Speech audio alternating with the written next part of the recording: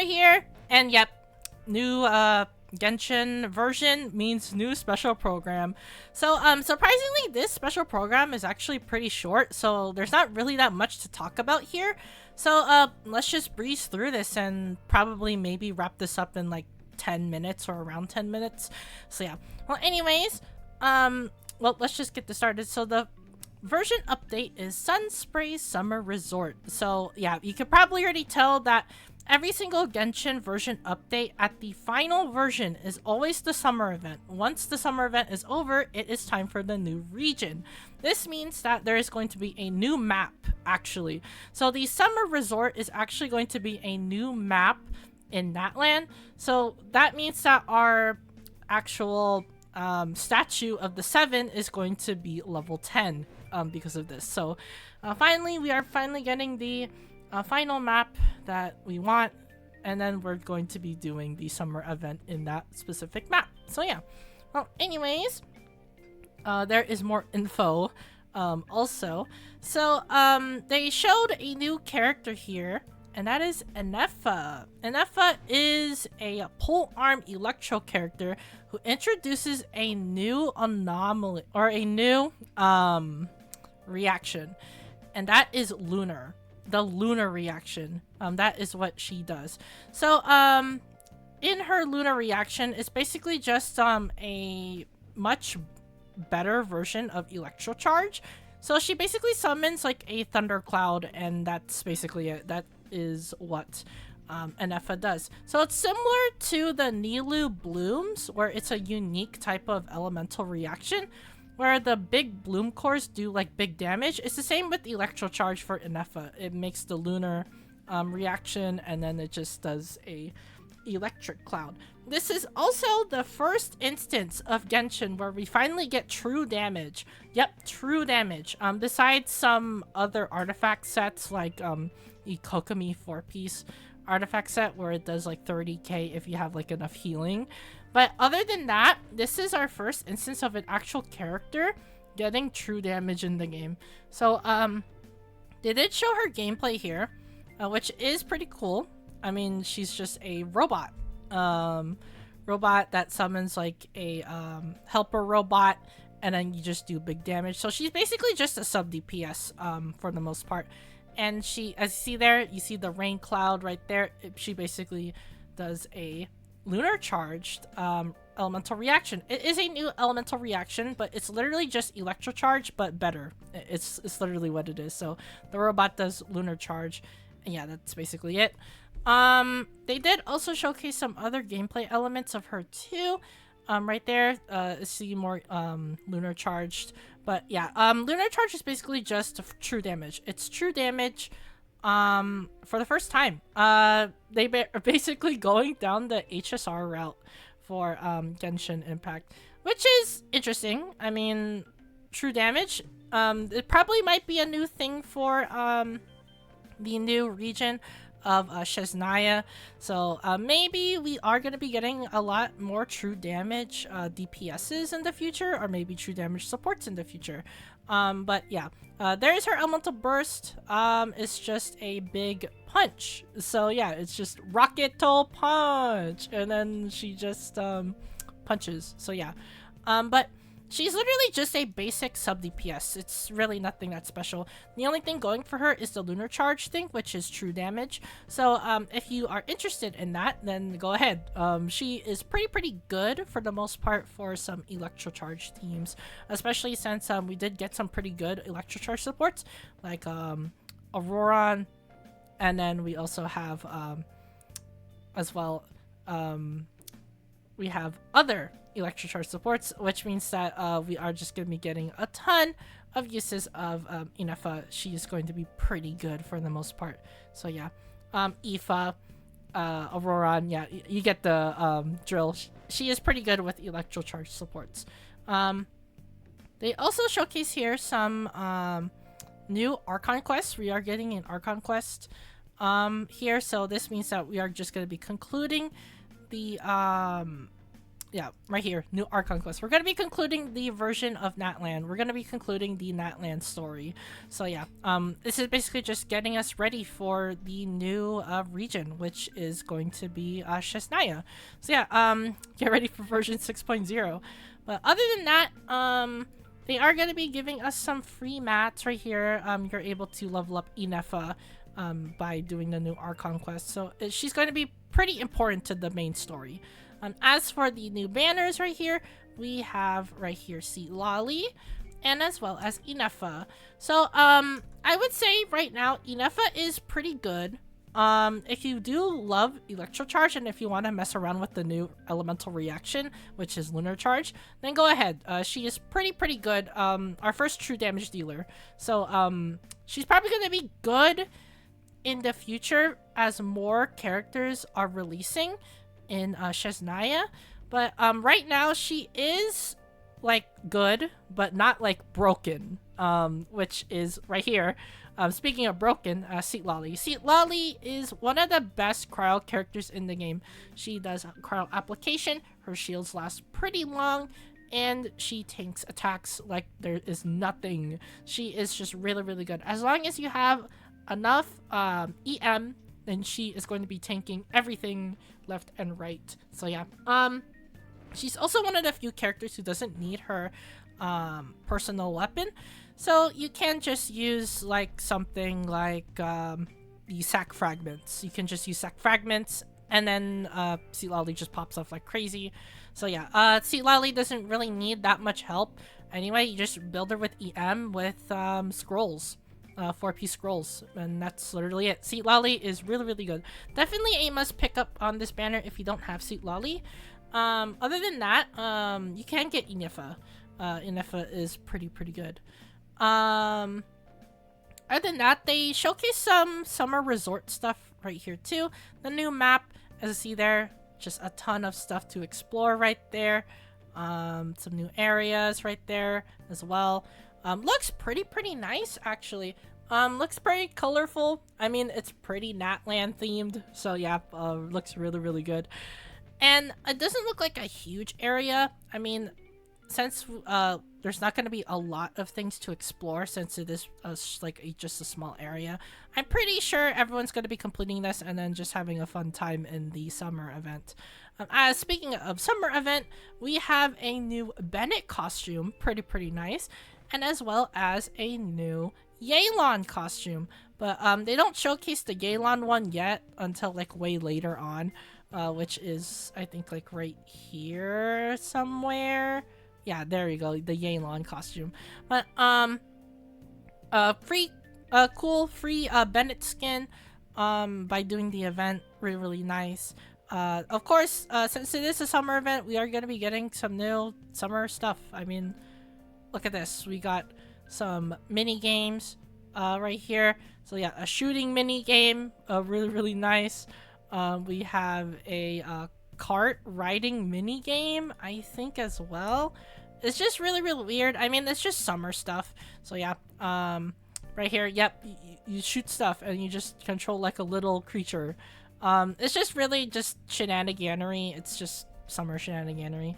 Of course, they showcase the new event right here, which is tied to the new map of Natland. So yeah, right here we have a puzzle game, one of the events that we have to do. We also have a shooting gallery game, I think, right here. Yep, shooting gallery game. We also have a multiplayer co-op game right here. Well, everyone loves their multiplayer co-op games, so yeah, it's just what you think it is. You just shoot stuff. So yeah. As for the other modes, we also have right here a Feast of Four Senses, which is just our main domain mode. I mean, we always have to have a domain mode for every single version.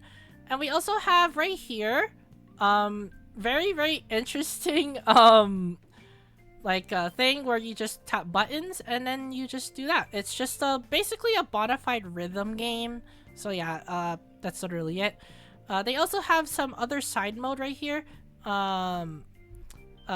which is, I think they'll show it right here, but right here in the event, as you see here, we get a free Bennett and a 4-star Claymore, and as well as another reward. But speaking of the side event right here, we're going to be talking about it.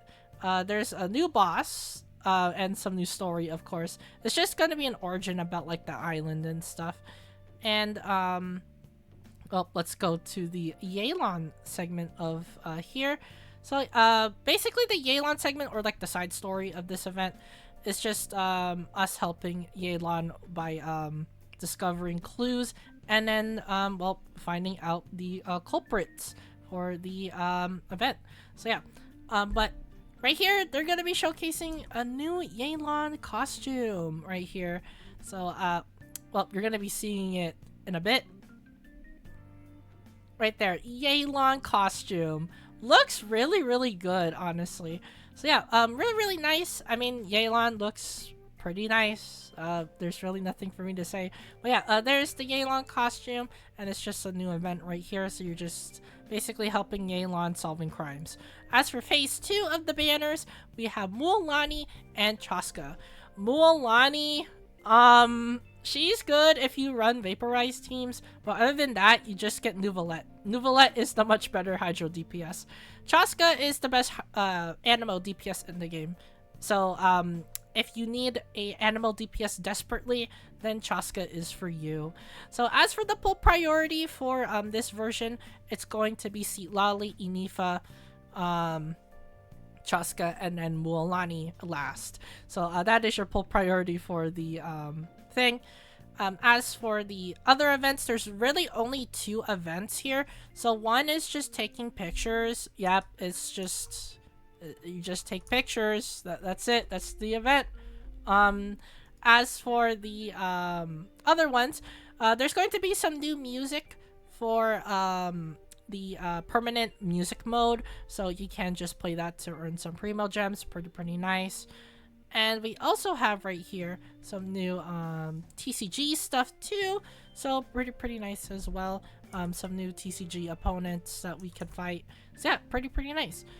Right here, we have some new cards as well, so pretty nice overall. And then Leyline Overflow is the last event of the version update, and that's basically it for well, Genshin 5.8. As for system optimizations, they are pretty cool. So firstly, in the new system optimizations, we get skill tutorials. So it's basically kind of what they do with ZZZ and HSR now. They just tell you what the skills do, and then it shows like a video. So yeah, it's pretty nice. Quest time interface optimization is also pretty good. So instead of having to manually set the time for a quest, you just do it automatically. It's pretty cool. You don't have to just set the time all the time. You can just do it as soon as you press the navigation button. Pretty nice. As for harvestable tracking optimizations, they basically tell you which characters track which materials, which is really nice for those people who don't know which characters just track which region specialty. So basically, you could just get the character in your team, and then you could just basically see what harvestable flowers or whatnot that you need to level up your character. So it's basically just a cool quality of life feature. And I think that's basically it. Yeah, that's it for the version 5.8 special program. I told you it was short. So now it's time to go to Honey Impact. So let's just switch onto Honey Impact right here. Or basically Honey Hunter, but the Genshin Impact version. So yeah. But here in 5.8, as you see here, we have ineffa. Or ineffa, whatever you want to call her. Pull arm, electro character. We also have some new weapons. The 4-star weapon right here, which is just a pull arm. I mean, not pull arm. It's just a claymore. Really nothing special. And then we also have fractured halo, or fractured hollow, which is just the ineffa's weapon. Speaking of ineffa, let's go over her. So, as I said before, she's an electro pole arm. Her main gimmick is that she's able to do electro charge, or a new element of electro charge, aka lunar charge. So yeah, really there's nothing for me to say. So her elemental skill just does AoE damage, and it just puts up a robot. And that's basically it. That's all she does. As for the ult, it's just big rocket punch that does AoE damage. Yep, that's basically it. As for the passive skills, this is her main bread and butter right here. This is where she is able to do lunar charge, which is a new reaction skill. So when you do an electro charge damage, it'll be converted into lunar charge. With every 100 attack that Ineffa has, lunar charge's base damage will be to 0.7% up to a maximum of 14%. So this means that she's able to do true damage on her lunar charge, which is pretty nice. Her secondary passive, which is overclocking circuit. So when there are thunderclouds created by lunar charge nearby, and then when her robot unleashes a discharge attack, meaning that it just does a attack, she will initiate an additional attack that does AoE electro damage equal to 65% of Ineffa's attack, and it also is considered lunar charge damage. This means that this stacks on top of this, which is pretty cool. So yeah, this means that she's able to do up to around, I think, 79% lunar charge damage. That is really high. Really good. So here is the third passive. So when you use your elemental burst, all your party members will gain a effect which increases your elemental mastery by 6% of Ineffa's attack. So this is just really good for electro charge teams in general. More elemental mastery, the more damage you do. Really, that's basically it. And as for the overworld passive, this is at first. You get a 30% chance of getting a seasoning ingredient. This means that you just get the ingredients back when you just use food. That's literally it. I mean, it means that you're just able to make more food on when you just eat food. So it's just really weird, but yeah, there we go. It's really cool. As for the weapon right here, we can just talk about that. Fractured Hollow or Fractured Halo. So its main stat is crit damage up to 66.1% crit damage. As for the description, when you use a elemental skill or burst, which is just what she's mainly going to be doing since she's a sub DPS, she increases her attack by 24% for 20 seconds. If the equipping character creates a shield while this effect is active, they will gain the electrifying edict effect for 20 seconds, where all party members will deal 40% more lunar charge damage. This means that you do have to run like a shielder, but it doesn't really matter since Ineffa can just make her own shields. So yeah, really cool overall. This means that she's able to do up to a maximum of 119% lunar charge damage. That is busted if you do have this pole arm. This means that all you have to do is just run attack percent crit rate crit damage on her, and she's just going to be doing fine. She is going to be broken as crap. So yeah, of course she's going to be good. Ineffa's introducing a new elemental reaction. Of course she's going to be good. A lunar charge looks broken already. So yeah. And as for the 4-star weapon, it's actually pretty decent. So its main stat is elemental mastery up to 165.3 or 165 elemental mastery, since I'm pretty sure it just rounds down. As for the description, so when you use an electro charge, lunar charge, or bloom, you get 12 energy back. You also increase your elemental mastery by 60 for 15 seconds, and it triggers once every 15 seconds and can be triggered when the character is off field as well. So this is mostly just tied for like a supporter type claymore, or basically characters that just require the elemental mastery. So I guess characters like Kaveh does use bloom. So I guess you can just run this on Kaveh. So this means that this is Kaveh's other option for a claymore. But other than that, this claymore kind of sucks. The only other character I could probably think of that does work with this claymore is maybe Beto. since Beidou does fit into these teams, Electro Charge, Lunar Charge teams, and Bloom teams. So I guess you can just run Beidou. But yeah, this Claymore is only used for these specific teams, and it's kind of okay. So yeah, that's basically it. And I think that's it for this video. So yeah, well, anyways, thank you guys for watching this well, special program video. I told you it's gonna be short. It's just like a 20-minute video. So yeah. Well, anyways, I hope you guys enjoyed this discussion video. If you want to see more videos like this in the future, and if you want to support the channel, be sure to leave a like and subscribe. It really does mean a lot if you do support the channel. It helps to keep me motivated in making more videos and uploading more content for you guys. So again, if you do enjoy this type of just discussion video, be sure to support the channel. Without you guys, I wouldn't be here. And as for the comments down below, what do you think of version 3.8? You think it's good? You think it's bad? What do you think of the Ineffa? Are you going to be pulling for her? Are you not going to be pulling for her? Are you going to be pulling for Mualani? Are you going to be pulling for Silali? Are you going to be pulling for Chaska? Or are you going to be waiting until 6.0 with the new Shesnaya characters? Let me know in the comments down below. And as always, thank you guys for watching this Genshin version 5.8 special program discussion video. And I'll see you guys in the next gotcha video.